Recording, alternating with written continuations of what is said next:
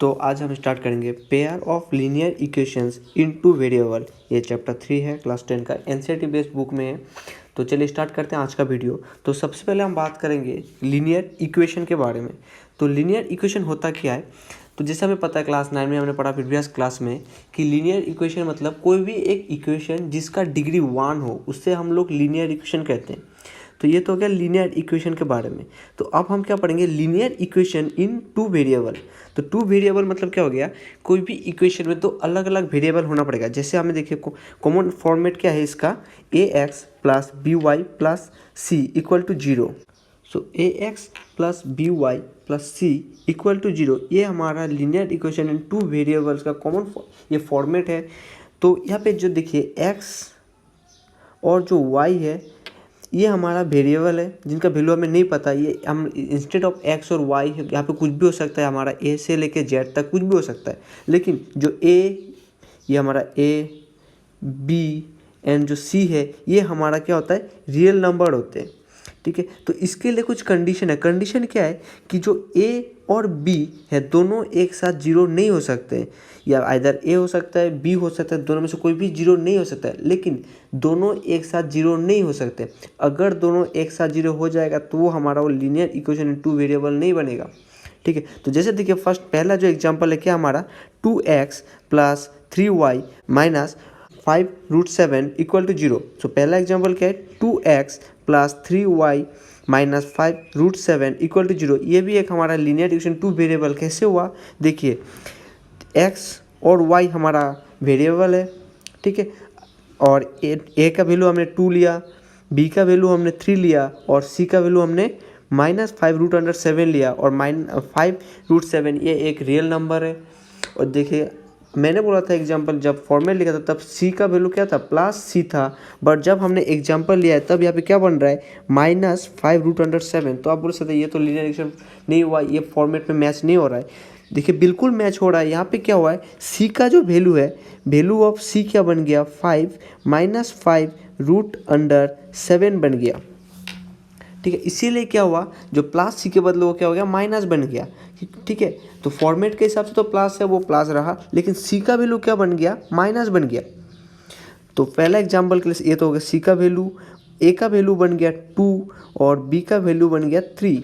ठीक है, और देखिए जो सेकेंड एग्जाम्पल है वो क्या है, x minus 2y minus 3 equal to 0। और यहाँ पे देखिए क्या बन रहा है, ए का वैल्यू क्या हो गया, एक्स का कोफिशिएंट जो है वही हो गया, ए का वैल्यू क्या है 1 और बी का -2।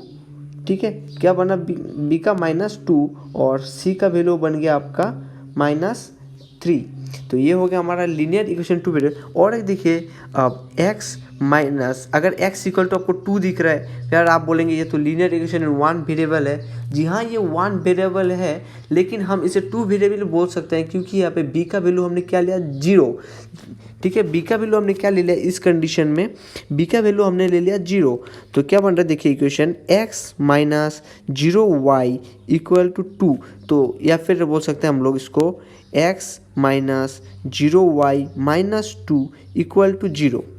ठीक है, तो यहाँ पे क्या बन रहा है, देखिए a का वैल्यू क्या बन रहा है, इसके इसके लिए a का वैल्यू हमारा बन रहा है 1, b का वैल्यू हमारा बन जा रहा है 0 और जो c का वैल्यू है वो बन रहा है -2। तो ये भी हमारा linear equation in two variable है। देखिए मैंने क्या बोला था इसमें कि बोथ दोनों 0 नहीं हो सकते, क्या नहीं, दोनों नहीं, बट एक 0 हो सकता है, ए 0 हो सकता है या फिर बी 0, बट दोनों ए और बी दोनों एक साथ एक ही इक्वेशन के लिए 0 नहीं हो सकते।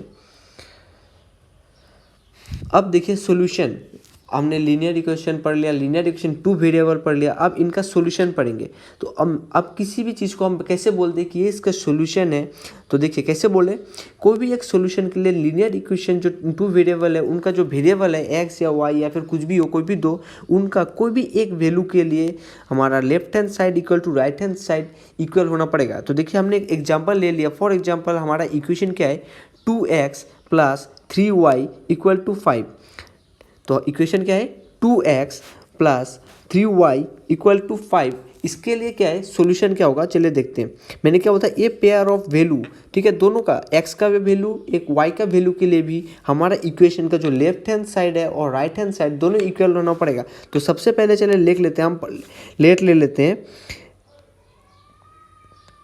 लेट एक्स इक्वल टू हमारा 1 and Y equal to also 1। अब देखते हैं क्या होता है, देखिए तो पुट करते हैं, हम सब्स्टिट्यूट करते हैं एक्स और वाई का value. So 2x in left hand side में देखते हैं सबसे पहले, तो 2x मतलब हो गया 2 इंटू एक्स, और x का वैल्यू हमने क्या लिया था, x का वैल्यू 1 लिया था, तो ये हो गया 2 इंटू 1 प्लस था plus 3, y means 3 into Y, और y का वैल्यू हमने क्या लिया 1, तो ये क्या हो जाएगा 3 इंटू 1, और 2 इंटू 1 हो जाता है आपका 2 1 जा 2 प्लस 3 1 जा 3, सो 2 प्लस 3 ये हो जाता है हमारा 5। और देखिए लेफ्ट हैंड साइड अब क्या हो गया, देखिए left hand side is equal to हमारा बन गया राइट हैंड साइड। तो left hand side equal to right hand side कैसे है, देखिए लेफ्ट हैंड साइड का हमने सॉल्व किया तो हमारा वैल्यू आया 5, और वही सेम वैल्यू हमारा राइट हैंड साइड में भी था। तो राइट हैंड साइड में भी हमारा क्या था वैल्यू 5 और लेफ्ट हैंड साइड में 5, तो दोनों जब इक्वल होगा तब हम बोलेंगे ये जो हमने पेयर ऑफ इक्वेशन लिया था, पेयर ऑफ वैल्यू लिया था दोनों वेरिएबल का, ये क्या है, is a solution of the equation. तो हम क्या लिखेंगे, therefore x equal to 1 and y equal to 1 is a solution of the equation 2x plus 3y equal to 5। इस इक्वेशन के लिए सोल्यूशन क्या है, x equal to 1 and y equal to 1, ये सोल्यूशन है। तो अब पढ़ेंगे नॉट ए सोल्यूशन, कौन सा चीज़ नॉट ए सोल्यूशन है, तो हम क्या कर रहे हैं, देखिए हमने एज्यूम कर लिया x इक्वल टू 1 है और y इक्वल टू 7 हम ले रहे हैं। अब इसके लिए चेक करेंगे कि ये इसका सोल्यूशन है या नहीं है, कैसे नहीं है, तो फिर चलिए हम देख रहे थे लेफ्ट हैंड साइड देखेंगे। हमारा लेफ्ट हैंड साइड क्या है 2x प्लस 3y, ये हमारा लेफ्ट हैंड साइड, और राइट हैंड साइड है 5। तो सबसे पहले देखिए लेफ्ट हैंड साइड लिख लीजिए, so left hand side 2 into X का वैल्यू क्या हमने लिया 1, सो 1 प्लस है इक्वेशन में, प्लस आ गया। अब 3 y means into 3 into Y, so 3 into Y का वैल्यू हमने क्या लिया है 7, तो 3 इंटू 7, तो क्या बन जाएगा ये 2 इंटू 1 2 एंड 3 इंटू 7 हो गया 21, सो 2 प्लस 21 हो जाता है हमारा 23। अब देखिए लेफ्ट हैंड साइड कितना है 23, बट राइट हैंड साइड में हमारा 5 है, इसका मतलब क्या हो गया left hand side is not equal to right hand side. Left hand side is not equal to right hand side, इसीलिए क्या बन जाएगा x equal to 1 and y equal to 7 is not a solution. क्या बन जाएगा, is not a solution of the equation 2x plus 3y equal to 5। Now geometrical meaning, अब देखिए geometrical meaning का मतलब क्या होता है, ज्योमेट्रिकल मतलब होता है हमारा इसमें ग्राफिकल। तो जो हमने देखिए सोल्यूशन हमने क्या निकाला था x equal to 1 and y equal to 1, इसको पॉइंट में हम अगर ग्राफिकली देखेंगे ज्योमेट्रिकल देखेंगे तो इसको क्या लिखना है, कोऑर्डिनेट के तौर पे लिखना है, क्या हो जाएगा ब्रैकेट 1,1, इसका मतलब x equal to 1 and y equal to 1 क्या lies in the line represented by the equation 2x plus 3y equal to 5 and the point 1 7 does not lies on it. क्यों ये लाइज नहीं करेगा, लाइन नहीं करेगा हमारा लाइन पे, क्योंकि 1 and 7 is not a solution. 1 and 7 हमारा सोल्यूशन नहीं है, बट सोल्यूशन क्या था हमारा 1 एंड 1 है कि नहीं, 1 एंड 1 हमारा सोल्यूशन। देख लीजिए जो 1 एंड 1 था ये हमारा सोल्यूशन था, है कि नहीं, बट जो हमारा 1 and 7 is not a solution, क्या था नॉट ए सोल्यूशन। इसीलिए क्या होगा जो हमारा इस इक्वेशन का जो ग्राफ बनेगा, और देखिए याद रखिए लीनियर इक्वेशन का जो ग्राफ बनता है वो हमेशा स्ट्रेट लाइन ही बनता है, कभी कर्व नहीं बनेगा। कैसे बनेगी, हमेशा स्ट्रेट लाइन पे ग्राफ बनेगी। और इस इक्वेशन के लिए जो हमारा ग्राफ बनेगा वो ग्राफ में ये जो 1 1 पॉइंट है ये लाइक करेगा, बट 1 एंड 7 लाइक कभी नहीं करेगा, क्योंकि 1 and 7 is not a solution, ये हमारा सोल्यूशन नहीं है। तो इस इक्वेशन के लिए जो ग्राफ बनेगा हमारा, मान लीजिए ये हमारा कार्टेशियन प्लेन में ये हमारा ग्राफ बन गया। तो इस ग्राफ में ये सपोज हमारा 1 पॉइंट था, ये हमारा 1 पॉइंट था, तो ये लाइन कहीं भी जाएगा तो ये जो हमारा 1 एंड 7 है ये कभी लाई नहीं करेगी इक्वेशन पे। अब जनरलाइजेशन देखिए, for any linear equation that is each solution X Y of a linear equation in two variable A X plus B Y plus C equal to 0 corresponds to a point on the line represent the equation and vice versa। यहाँ पे क्या बोला गया है, suppose ये हमारा कोई Cartesian plane है, कार्टेशियन प्लेन में हमारे पास कोई भी एक लीनियर इक्वेशन के लिए हमने ग्राफ बना लिया। ये हमारी कार्टेशियन प्लेन थी,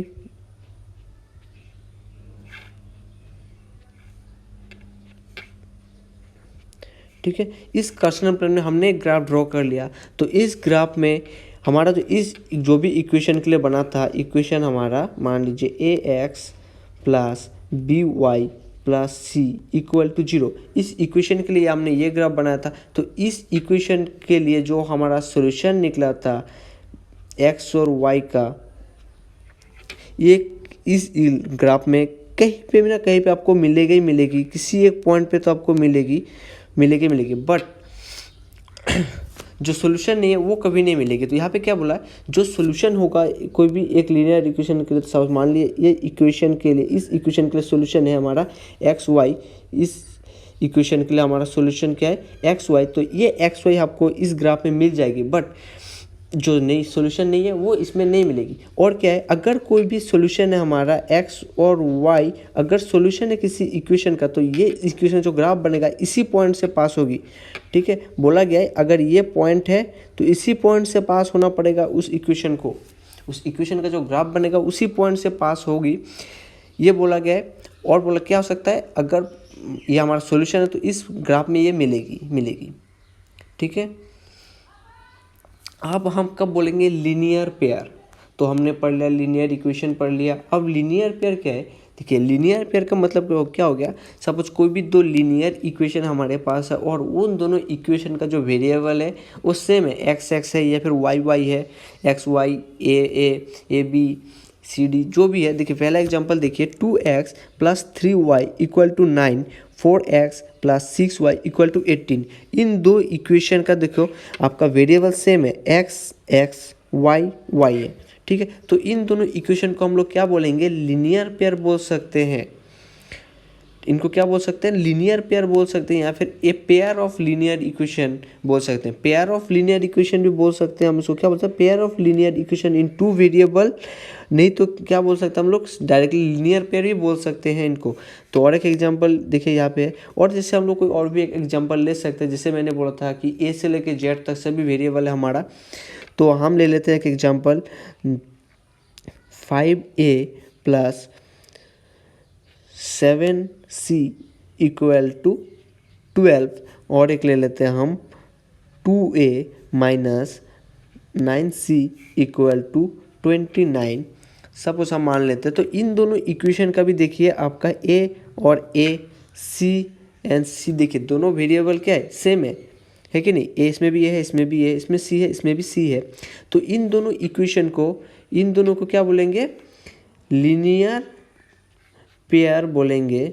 लीनियर पेयर बोलेंगे, नहीं तो बोल सकते हैं ए पेयर ऑफ लीनियर इक्वेशन। अब एल्जेब्रिक लुक देखिए क्या है, एल्जेब्रिक लुक क्या होती है, तो देखिए हमें पता है कि जो भी हमारा लीनियर इक्वेशन होता है उनका जनरल फॉर्मेट है हमारा A X plus B Y plus C equal to 0।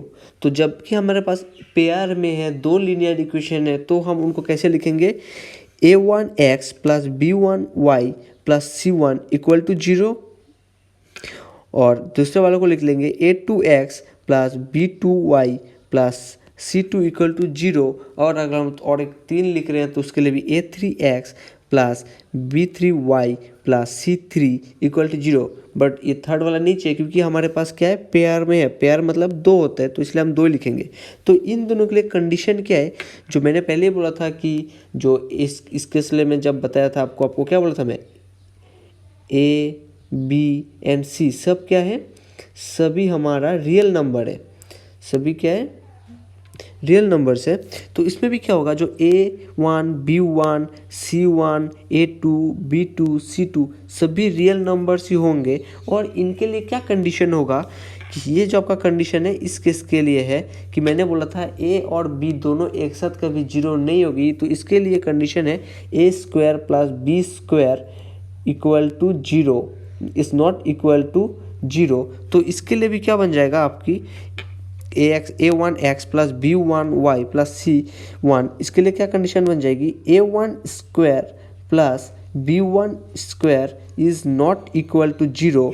और इसके लिए आपकी बन जाएगी A2 square plus B2 square is not equal to zero. ये कंडीशन है। इसका मतलब क्या है कि जो ये A2 और B2 दोनों भी जीरो नहीं हो सकती है, और A1 और B1 दोनों भी जीरो नहीं हो सकते, कोई एक जीरो सकता है बट दोनों जीरो कभी नहीं हो सकते, ये इसका मतलब है। तो ज्योमेट्रिकल लुक का मतलब हो गया ग्राफिकली रिप्रेजेंटेशन। तो देखिए, we know that geometrically representation of a linear equation in two variable is a straight line. जो मैं आपको पहले ही बताया था कि लीनियर इक्वेशन के जो ग्राफ बनते हैं वो हमेशा स्ट्रेट लाइन में बनते हैं। किससे बनती है, स्ट्रेट लाइन बनती है। तो क्या बोला, देखिए, it suggest that a pair of linear equation in two variable will be two straight line both to be considered together geometrically. तो देखिए, मान लेते हैं ये हमारा कार्टेशियन प्लेन है,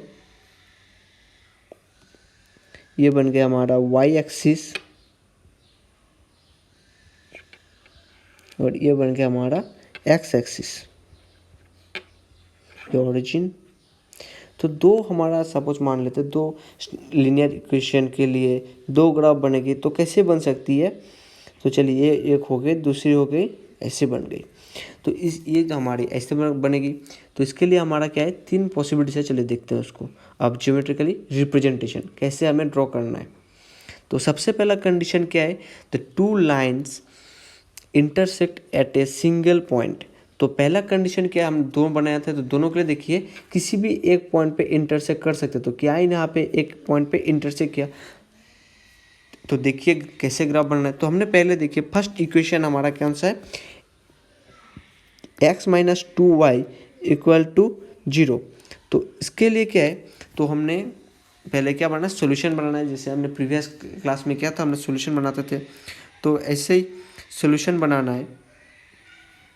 तो सबसे पहले देखिए x माइनस 2y के लिए हमने पहले क्या लिया, x इक्वल टू जीरो। अगर x इक्वल टू जीरो लेंगे तो y का वैल्यू क्या होगा, obviously y also equal to zero. अब क्या ले रहे हैं, x इक्वल टू क्या लेते हैं 2, तो y इक्वल टू क्या हो जाएगा 1, है कि नहीं। कैसे पता किया, देखिए x का वैल्यू हमने इक्वेशन क्या था हमारा, x minus 2y equal to zero. तो x का वैल्यू हमने जीरो ले लिया था, ये तो बन गया zero, minus 2y equal to zero. So minus 2y उधर जाएगा तो y का वैल्यू क्या हो जाएगा, y का वैल्यू बन गया हमारा जीरो। तो यहाँ से हमें मिल गया जीरो। अब x का वैल्यू हमने 2 ले लिया, तो y का वैल्यू 1 कैसे मिला, तो अभी देख लेते हैं y का वैल्यू हमें 1 कैसे मिला। तो ये बन गया 2 माइनस 2y इक्वल टू बन गया जीरो। सो माइनस 2y, तो हमारा जो प्लस 2y हमने उसको राइट साइड लेके चले गए, तो ये भी क्या बन गया plus 2। So minus and minus cancel हो गया, 2 और 2 कैंसिल हो गया। सो y इक्वल टू क्या रह गया, y इक्वल टू रह गया 1। तो यहाँ से हमें मिल गया y इक्वल टू 1। तो अभी देखिए सेकेंड इक्वेशन के लिए हम सॉल्व करेंगे। तो कैसे करना है सॉल्व, देखिए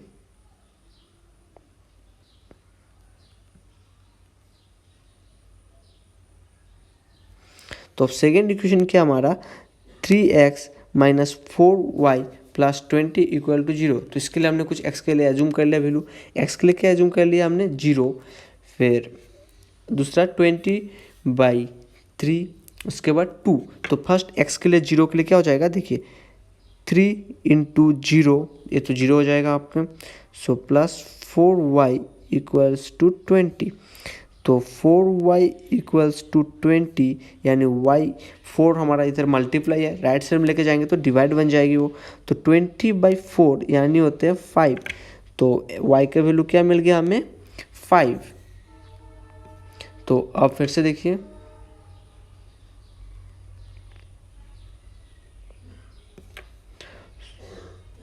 तो y का वैल्यू मिल गया था हमें 5। अब 20/3 के लिए हम सॉल्व करना है।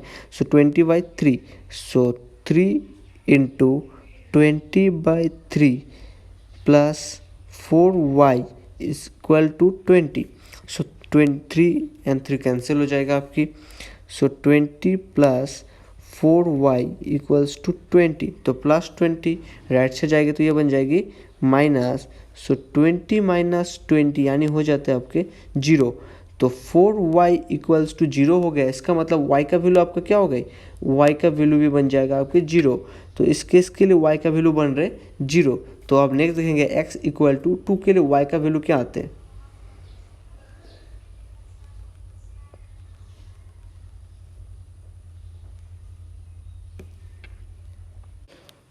सो x इक्वल टू हम लोग ले लेते हैं 4। x इक्वल टू 4 के लिए क्या करेंगे? देखिए, so 3 into 4 plus 4y equal to 20। So 3 4 जो होता है हमारा 12। 12 प्लस 4y इक्वल टू 20। सो 12 हमारा राइट से चला गया तो बन गया minus. So 4y equal to क्या बन जाएगा? 20 minus 12। So 4y equal to क्या बन गया हमारा? 8। सो अब देखिए y अगर हम 4 अगर राइट से जाएगा तो क्या हो जाएगा? डिवाइड, क्योंकि राइट से लेफ्ट साइड में हमारा इंटू है, राइट से जाएगा तो डिवाइड। सो 8/4 यानी हो गया 2। इसका मतलब क्या होगा? y का वैल्यू हमारा 2 हो गया। तो देखिए, ग्राफ ड्रॉ करना है लीनियर इक्वेशन का, तो हमें एटलीस्ट मिनिमम वैल्यू कितने चाहिए? सोल्यूशन 2 सोल्यूशन चाहिए, मिनिमम 2 सोल्यूशन चाहिए। तो हमने 2 सोल्यूशन बना लिए। तो फर्स्ट वाला देखिए 0 0 पे, तो ये रहा हमारा 0 0, तो इस पॉइंट से पास हुए। उसके बाद क्या देखिए 1 एंड 2। सो x का वैल्यू 2, तो x एक्सिस पे ये रही 2 और 1, तो यहाँ से पास हो गए हमारे। ये जो ग्राफ है ये कौन सा? फर्स्ट इक्वेशन के लिए है। और आप देखिए सेकंड वाला क्या है? तो 0.5 मिल गया। आप देखिए 20/3 एंड 0, ये पॉइंट हमें तो मिल नहीं रही ना, क्योंकि 20/3 फ्रैक्शन में है और यहाँ पे सब हमारे क्या है? फ्रैक्शन है। कोई भी रेशनल नंबर है? कोई रेशनल नंबर नहीं है, सारे इंटीजर है। तो हम सेकंड वाला पॉइंट को इग्नोर करते हैं, क्योंकि मैंने बोला हमें स्ट्रेट लाइन का ग्राफ ड्रॉ कर, तो हमें मिनिमम 2 वैल्यू चाहिए। हम 2 कोऑर्डिनेट से भी ग्राफ ड्रॉ कर सकते हैं। तो देखते हैं सेकंड वाला क्या है? 4 2। एक्स के लिए हमारा 4 ये रही और वाई के लिए 2, यानी इस पॉइंट पे। अब देखिए ये तो हो गया, हमने ड्रॉ कर लिया। तो इसके लिए सॉल्यूशन कहाँ मिलेगा? तो जिस पॉइंट पे दोनों ग्राफ हमारे इंटरसेक्ट करेगी तो वही होगा हमारा सॉल्यूशन। तो किस पॉइंट पे इंटरसेक्ट किया इन्होंने? दोनों ग्राफ ने 4 2 पे इंटरसेक्ट किया। इसका मतलब हमारा जो सॉल्यूशन है वो क्या बन गया? 4 एंड 2। सॉल्यूशन क्या बन गया? 4 एंड 2। इसका मतलब x इक्वल टू हो गया 4 एंड y इक्वल टू हो गया 2। सो अब जो सेकेंड कंडीशन है वो क्या है? The two line does not intersect each other, that is they are parallel. तो हमें पता ही है कि जो पैरेलल है ना वो कभी मीट नहीं करती है। तो यहाँ पे बोल रहा है कि दोनों जो लाइन बनेगी हमारे इक्वेशन का वो कभी मीट करेगी ही नहीं। तो मीट नहीं करेगा तो हमें देखिए कभी कोई सोल्यूशन ही नहीं मिलेगा। जब भी कोई लाइन मीट करेगी नहीं तो हमें वहाँ पे नो सोल्यूशन। मीट नहीं करे इसका मतलब क्या? No solution. और जहाँ पे भी आपको नो सोल्यूशन मिलेगा वो हो जाएगा इनकॉन्सिस्टेंट। तो देखिए कैसे बना। तो पहले देखिए एक्स के लिए हमने क्या एज्यूम कर लिया? 0। तो अब फर्स्ट इक्वेशन के लिए सॉल्व करते हैं। सो देखिए एक्स इक्वल टू हमने क्या लिया था? 0। सो 0 प्लस 2y इक्वल्स टू हो गया 4। सो 0 प्लस 2y यानी हो गया 2y equals to 4। So 2y means 2 into Y. So हमारा ये 2 अगर राइट साइड में चली जाएगी तो ये बन जाएगा आपका divide. So y equal to बन जाएगी आपकी 4/2 यानी 2। तो आपका y का वैल्यू क्या मिल गया? 2। अब देखते हैं सेकेंड केस में क्या मिलते हैं। तो हमने यहाँ पे x का वैल्यू क्या ले लिया? 4। 4 प्लस 2y इक्वल्स टू 4। तो प्लस 4 राइट साइड में चली गई तो ये बन जाएगा आपकी माइनस। सो क्या हो जाएगा? देखिए 2y इक्वल्स टू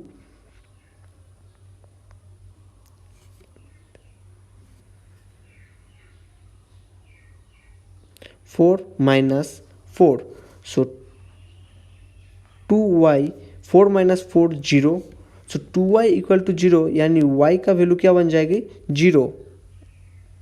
तो ये हमारे तो सॉल्यूशन बन गए। इसके लिए देखिए हमने ग्राफ ड्रॉ कर लिया है।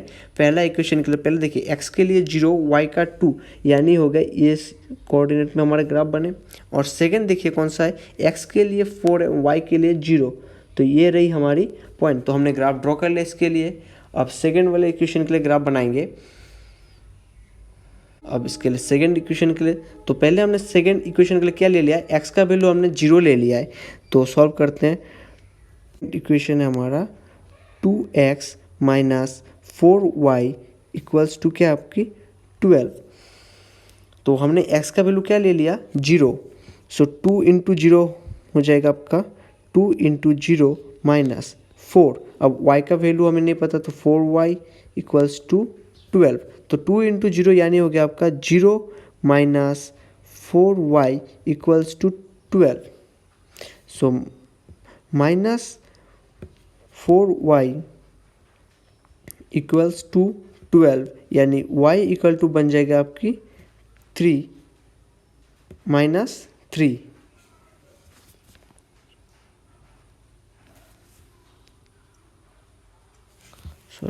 सॉरी यहाँ पे प्लस था, तो ये +3 में बनेगा आंसर। सो ये हो गया +3। अब देखिए x के लिए हमने क्या ले लिया 6, तो 2 into 6 plus 4y equals to 12। 2 into 6 यानी हो गया आपके 12 plus 4y equals to 12। So +12 right side में चले गए, तो ये बन गया आपका -12। सो ये बन गया आपके -12। 12 माइनस 12 हो जाता है आपके 0। तो 4y इक्वल टू 0, यानी y इक्वल्स टू बन गया 0। तो 6 के लिए क्या बन गया 0। तो कोऑर्डिनेट देखिए x एंड 0, x का वैल्यू 0, y का 3, तो ये रही आपकी कोऑर्डिनेट। और नेक्स्ट कौन से देखिए x के लिए 6 और y के लिए 0। तो हमने ग्राफ ड्रॉ कर लिया। देखिए दोनों लाइन कैसे बना, दोनों लाइन आपकी पैरेलल बनने कभी मीट नहीं करेगी। इसका मतलब इन दो इक्वेशन का क्या है, नो सॉल्यूशन है। तो अब देखिए थर्ड क्या है, थर्ड है द टू लाइन में बी कोइंसाइड। अब ये दोनों क्या हो सकते हैं, कोइंसाइड हो सकते हैं। तो इसके देखिए सॉल्यूशन हम ट्राई करते हैं। ओके, तो देखिए पहला इक्वेशन के लिए देख ले। पहला इक्वेशन क्या है आपका 2x minus 3y equal to 9। तो इसके लिए हमने x का ले लिया 0, तो 2 into 0 plus 3y equals to बन गया आपके 9। सो 2 इंटू 0 हो जाते हैं आपके 0 प्लस 3y इक्वल टू 9, यानी 3y इक्वल टू 9, क्योंकि 0 प्लस समथिंग वो सेम ही आता है। तो 0 प्लस 3y क्या बन जाएगा आपकी 3y। तो 3y मीन्स होता है आपका 3 इंटू वाई। तो हम इंटू है राइट साइड में लेके चले गए, तो क्या बन जाएगा डिवाइड बन जाएगी ये। सो y इक्वल टू क्या बन गया 9/3, 9/3 यानी हो जाते 3। तो y का वैल्यू क्या मिल गया यहाँ पे 3 मिल गया हमें।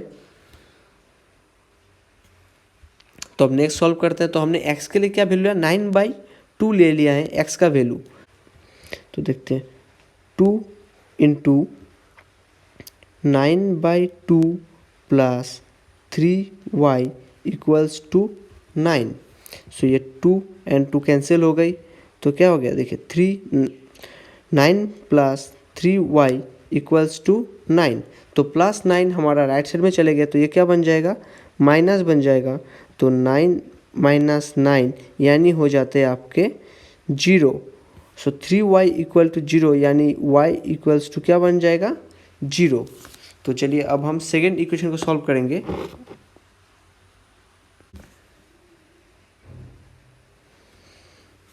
सेकेंड इक्वेशन हमारा 4x plus 6y equal to 18। तो हमने x का वैल्यू क्या ले लिया, इसके लिए 0 ले लिया है। तो देखते सॉल्व करते हैं। 4 into 0 plus 6y equal to 18। So 4 into 0 हो गया आपका 0 plus 6y equal to 18। So 6y equal to 18। So 6 आपका राइट साइड चले जाएगा तो ये बन जाएगा डिवाइड।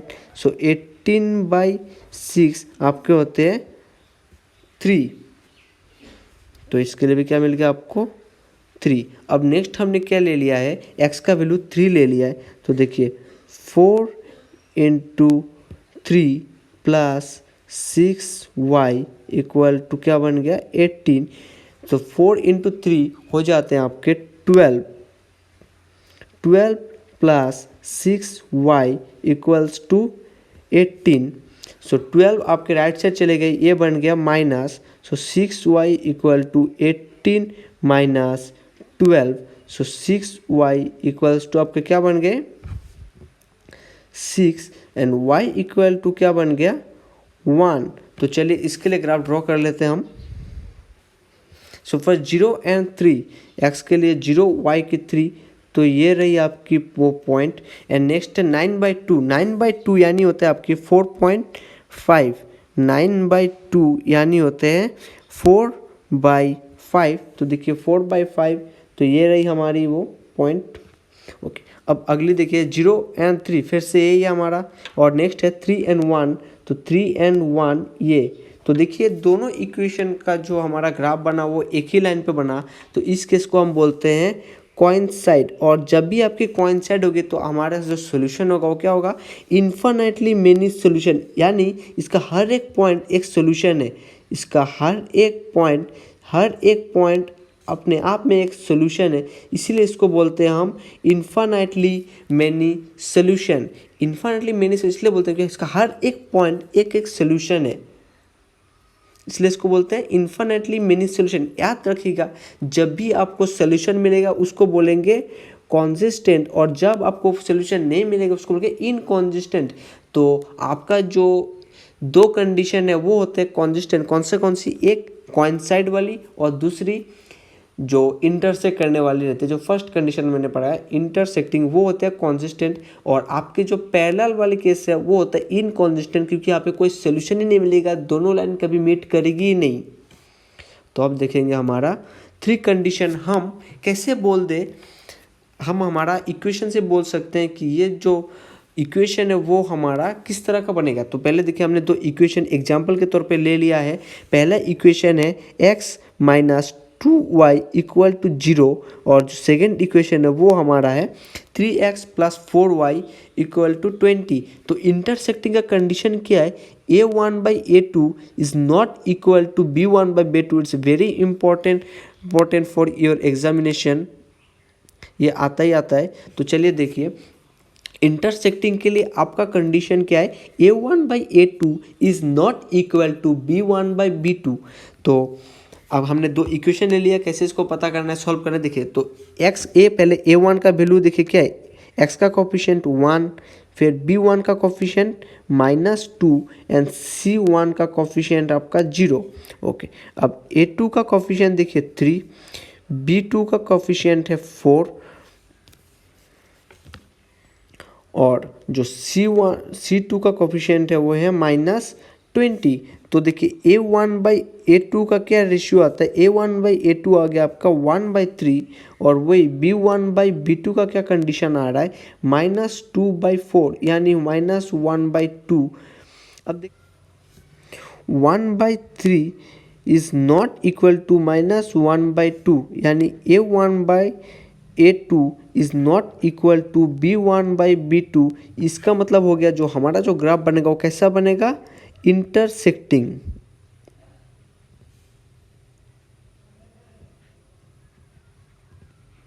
इंटरसेक्टिंग हमारा ग्राफ बनेगा। ग्राफ कैसा बनेगा, इंटरसेक्टिंग बनेगा इस कंडीशन के लिए, क्योंकि जो हमारा a1/a2 है वो b1/b2 से इक्वल नहीं हुई है। तो अब देखिए जो हमारा सेकंड कंडीशन है वो क्या है, कोइंसाइड।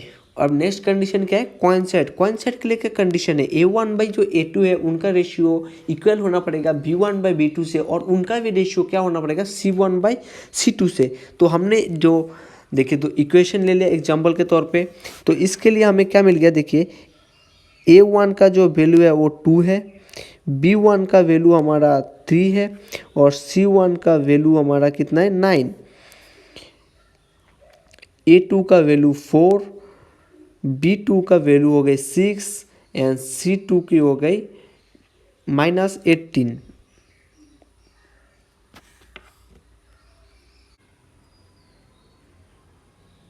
C2 बन गई -18। तो अब देखते हैं A1/A2 हमारा क्या रेशियो देते हैं। A1/A2 दे दिया हमारा 2/4 यानी 1/2। क्या दिया हमारा 1/2। अब देखेंगे B1/B2 क्या देते हैं हमारा B1/B2 यानी 3/6 एंड 3/6 भी हो जाता है आपका 1/2। अब देखिए C1/C2 का क्या रेशियो आता है। C1/C2 के आपके आते हैं 1/2 यानी देखिए क्या मिल गया हमें A1/A2 is equal to B1/B2 it's equal to C1/C2। कैसे हो A1/A2 1/2, B1/B2 also 1/2 and C1/C2 also 1/2। so we are getting A1/A2 is equal to B1/B2 is equal to C1/C2। यानी जो हमारा ग्राफ बनेगा वो कैसा बनेगा, हमारा ग्राफ बनेगा पैरेलल, वो कभी मीट नहीं करेगा यानी नो सोल्यूशन, यानी नो सोल्यूशन हमारा ग्राफ बनेगा पैरेलल और जिसका हमें कोई सोल्यूशन नहीं मिलेगा इस दो ग्राफ के लिए। अब हमारा थर्ड कंडीशन है, देखिए थर्ड कंडीशन क्या है, पैरेलल। अब पैरेलल का क्या कंडीशन है A1/A2 it's equal to B1/B2 but it's not equal to C1/C2। आपको याद रखना है। तो देखिए हमने यहाँ पे एक एग्जांपल ले लिया है दो इक्वेशन का।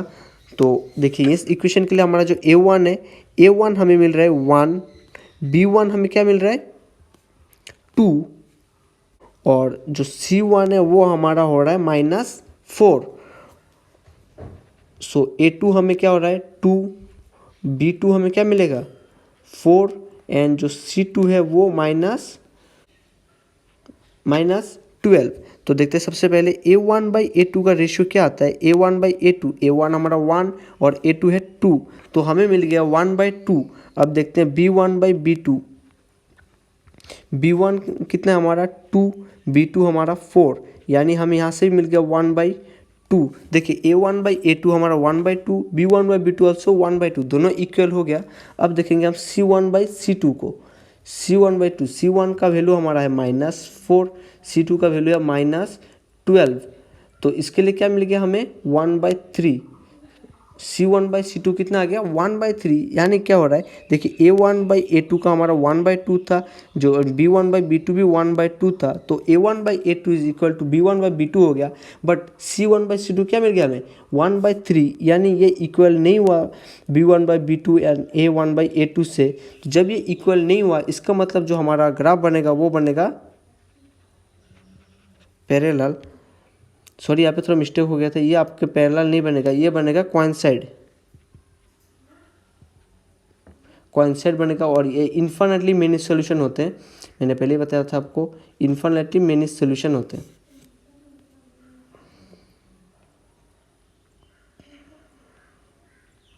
अब देखिए ये हमने ग्राफिकल रिप्रेजेंटेशन का हमने तीनों केस पढ़ लिया, कोइंसाइड, इंटरसेक्टिंग, पैरेलल और इनके तीनों कंडीशन भी पढ़ लिए। बट इस मेथड में हमारा बहुत सारे लिमिटेशन है, तो इसको हमने ओवरकम कैसे किया, लिमिटेशन क्या है वो देखेंगे।